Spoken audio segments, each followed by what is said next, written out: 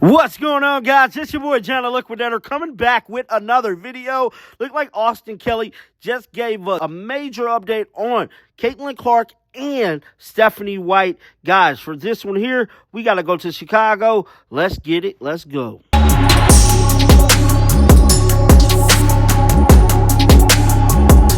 Look like Indiana Fever assistant coach Austin Kelly let it be known his job responsibilities has not changed despite Stephanie White being gone. Now, it's still unclear why Stephanie White is gone, but one thing I can tell you, Austin Kelly is doing a phenomenal job filling in for the head coach and pretty much making sure everything runs smoothly as possible. Now, the big challenge is going to be how is he going to hold up with coaching the game tonight? Well, he did speak to the media right before tonight's matchup, and he gave us an update on Caitlin Clark and the current state of Stephanie White. Let's roll the footage. For personal reasons, Do you guys expect her to be back for the game against Atlanta? I think that's kind of another situation where we'll see, tonight, after this one's done. We've been in communication, we've kind of, just having her in our thoughts, and letting her know that we have her back. But I think we'll know more, after this one's wrapped up. Yep.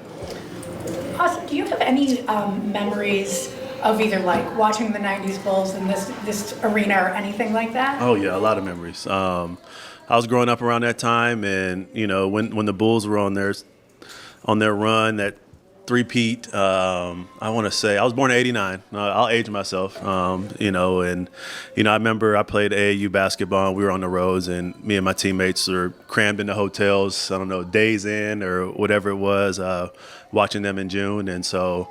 A lot of memories of watching Jordan, watching the Bulls growing up. They were, obviously, I think everyone's, favorite team, especially the youngsters like us growing up in the 90s.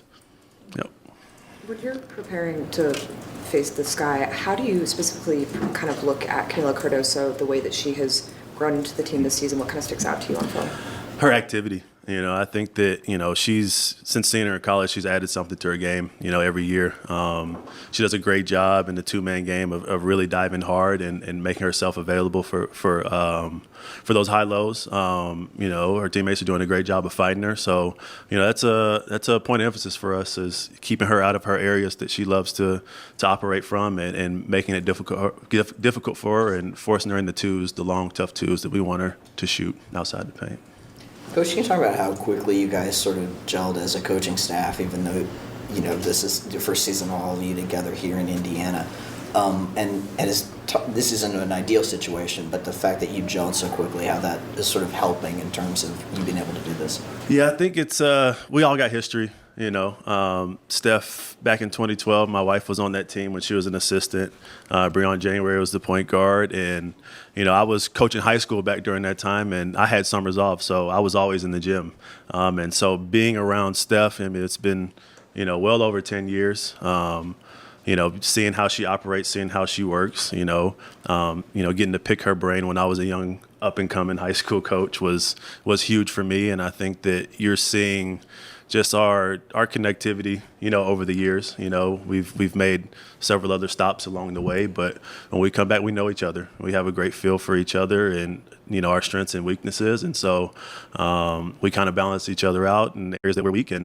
It's been a great, first starting the year here with Indiana, and looking forward to more. Other than doing stuff like this and talking to media, shoot around, is anything different about your day today in terms of routine, preparation, rhythm? No, I'll be on the court after this, with our players, getting them ready to go. I'll get my shooting times with DB that we've done the last 3 years. And so just making these stops here, talking to you guys is probably just the only different thing in my schedule. So. Then whose job will it be to yell them more at the refs? Well, I'll pick up some of that for Steph too. For sure. She'll get on me if I don't. So how does a wide receiver on the Duke football team get involved in women's basketball? That is an excellent question. I grew up a two-sport athlete. I played basketball my whole life. My dad was a high school coach for 30 years. So basketball has been in my blood. It's in my DNA. When I originally went to Duke, it was to play both, but I had, injuries and some setbacks and ended up, focusing on football. I knew all along I was going to coach.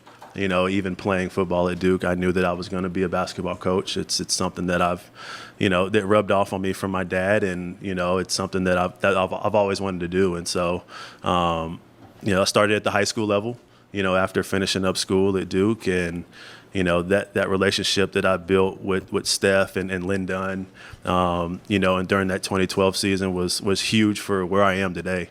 I think that I've really, you know, taken ownership of really building those relationships and staying in touch over the years. And, you know, you wouldn't see me here if it wasn't for those two. And so, you know, very, very thankful to be in this situation, definitely. But that's how I got here. Basketball's been in my DNA my whole life. What drew you to the women's game?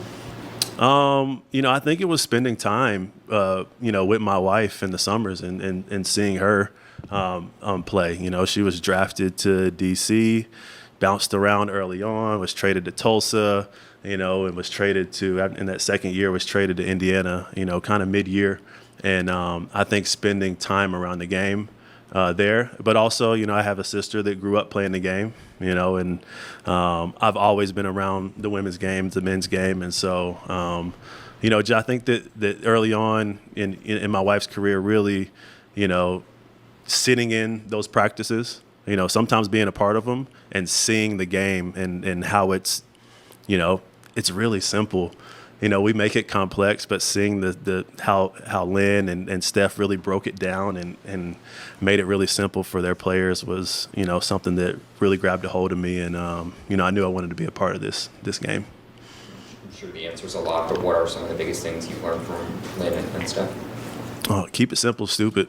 You know, I think that, you know, Lynn was the engine to that defensive team that in 2012, and Steph was the engine to the offense there. It's, you know, keeping it simple so your players are on the same page. And, you know, I think it's putting your best players in a position to be successful. And I think that, you know, that's something that I've carried. You know, I carried back when I was, you know, coaching in high school. That was Indiana Fever assistant head coach Austin Kelly speaking to the media, man. So I'm wishing Stephanie White nothing but the best as she go through whatever journey she is, man. Keep her lifted up in prayers. Now we got to move on to another story. That is the current state of this basketball game tonight, where more news has come out about these ticket prices, bro. I'm here to tell you the tickets for this major basketball game tonight was selling for $3. Yes, bro.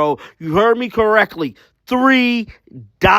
So as you guys can see from this post right here, it said tickets to watch Angel Reese without Kayla Clark is $3. And it's just crazy to me because a year ago this time, Angel Reese swore up and down that she was part of the reason why everything is on the up and up. Now, Kayla Clark is also going viral for doing a Shador in this photo right here, man. So shout out to the team. Wishing them good luck tonight. Guys, get down in the comment section. Let me know your thoughts about this. Keep them bells on because you know I'm going to bring you the news. And until next time, man, shake the haters off. I'm out of here. Peace out. Shake the haters.